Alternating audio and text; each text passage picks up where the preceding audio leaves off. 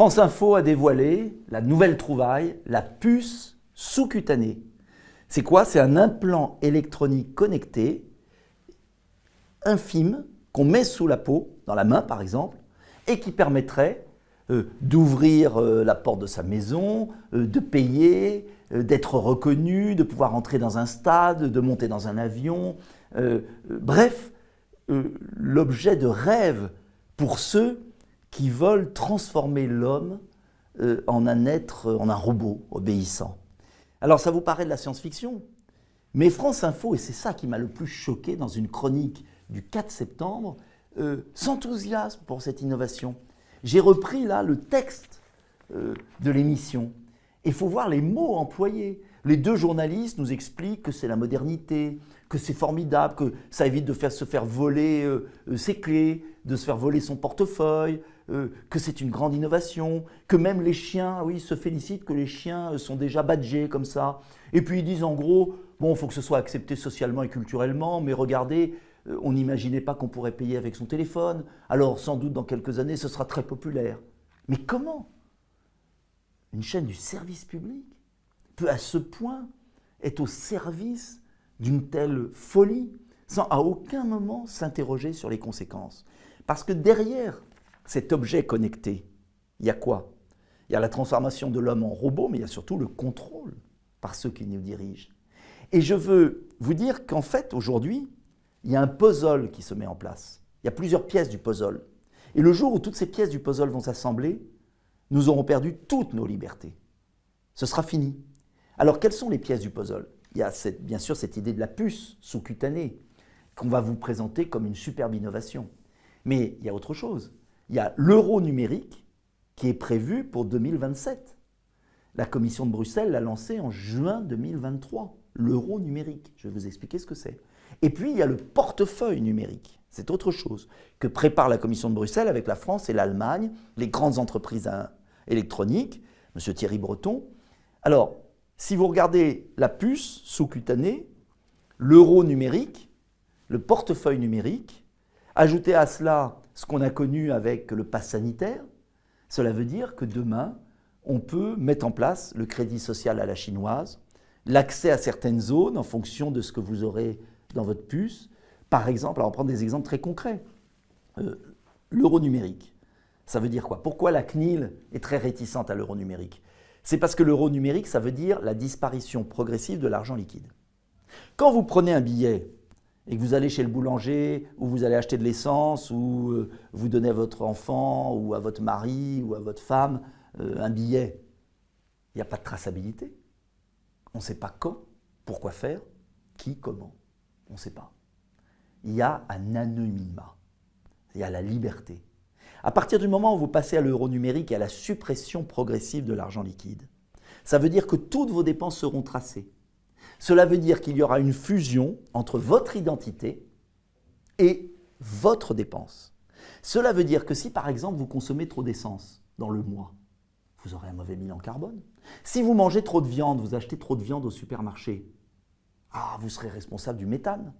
Si vous faites trop de voyages en avion, eh bien on pourra vous couper. Oui, on pourra vous couper votre crédit bancaire. On pourra, comme ceux qui avaient manifesté au Canada, où Justin Trudeau, vous savez, le mouvement des camionneurs, a voulu leur bloquer leur compte bancaire. C'est extrêmement grave. L'euro numérique et la disparition de l'argent liquide, c'est la fin de nos libertés. Alors je vous invite à quelque chose. Je vous invite à une chose très concrète. Prenez de l'argent liquide en début de mois à votre banque, petit à petit, et payez le maximum de choses en argent liquide. Parce qu'à chaque fois que vous payez avec votre carte bancaire ou votre téléphone, il y a une commission en plus. Et quand vous avez 50 € qui passent 100 fois dans une dépense par carte bancaire, eh bien, à la fin, il n'y a plus d'euros. Tout est allé à la banque. Voilà pourquoi les banques sont favorables à ça. Quand vous avez un billet de 50 €, il circule des milliers de fois, il ne donne pas d'argent aux banques. Un billet, c'est un coût pour la Banque de France. L'euro numérique, ça rapporte aux banques.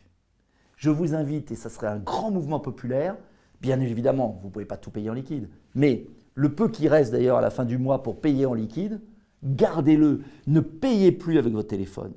Il n'y a aucune raison qu'Apple ou les autres sachent que vous dépensez. Il faut bloquer l'euro numérique. Le deuxième grand danger qui va avec la puce à terme, c'est le portefeuille numérique. Le portefeuille numérique, c'est quoi? C'est un projet de l'Union européenne qui veut aboutir en 2025. C'est demain.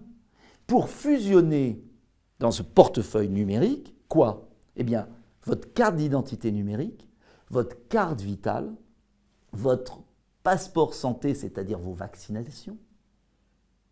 Vos vaccinations, vous avez bien compris. Hein? Puis le droit, par exemple, de prendre l'avion, de circuler, si vous n'êtes pas vacciné, d'injection Covid qu'on nous a imposées, avec tous les effets secondaires graves. Bref, c'est extrêmement dangereux. Et puis, il y a d'autres choses. Je l'ai là, parce que je veux tout vérifier. Il y a l'ouverture des comptes de banque en ligne. Donc, c'est la fusion de l'identité et de votre compte bancaire. C'est de la carte d'identité et du compte bancaire. Aujourd'hui, vous le savez, l'État, Monsieur le maire, avait demandé aux banques de transférer les comptes bancaires et on n'a pas le droit, les banques n'ont pas le droit de donner à l'État les comptes bancaires. Donc le grand danger, c'est la fusion des identités, des impôts et des comptes bancaires. C'est un État totalitaire. Totalitaire. Alors ce portefeuille numérique, il y aurait une signature électronique, évidemment. Le permis de conduire, j'oubliais, bien sûr. Je prends un exemple. Il y a les fameuses ZFE. Vous savez, interdiction pour ceux qui n'ont pas la bonne voiture d'aller dans les centres-villes. Eh bien, si vous avez un portefeuille numérique, il y a votre permis de conduire, il y a toute votre circulation, tout, on vous coince. Plus aucune liberté. Alors, je ne veux pas être plus long, mais objectif final, attention, je vous le lis, que tous les cas d'usage des 4 consortiums puissent être opérationnels pour tous les citoyens européens, les entreprises et les organisations en 2025. C'est demain.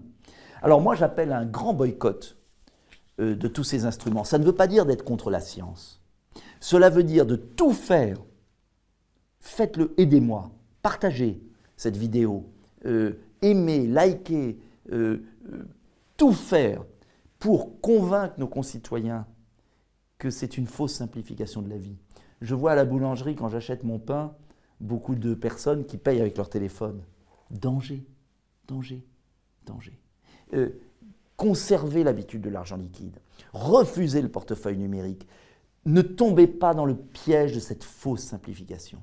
Parce que c'est la fin de votre liberté, c'est la fin de toute liberté d'opinion, c'est la fin de toute liberté de circulation, c'est la fin de toute liberté de dépenser son argent, fruit de son travail, comme on le veut. Mais surtout, pourquoi c'est important? Parce qu'il n'y aura pas de retour en arrière. Les entreprises américaines préparent la puce sous-cutanée pour 2027 et peut-être 2025. Et vous voyez que tout s'ordonne. Puce sous-cutanée, portefeuille, euro numérique 2025-2027. Après, ce sera trop tard. Une fois que vous aurez pris l'habitude, vous serez piégé. Au début, on vous dira, mais il y a d'autres solutions, vous en faites pas, il reste toujours l'argent liquide, vous pouvez faire autrement, et puis vous n'êtes pas obligé de mettre la puce, mais c'est tellement pratique pour ouvrir votre porte, c'est tellement pratique pour rentrer dans le stade, c'est tellement pratique pour rentrer dans le métro. Vous n'avez rien à faire, hop, vous passez. Ah oui, mais une fois qu'on a mis la corde autour du cou, même lâche, vous ne la sentez pas. Et une fois qu'elle est autour du cou, il suffit de serrer.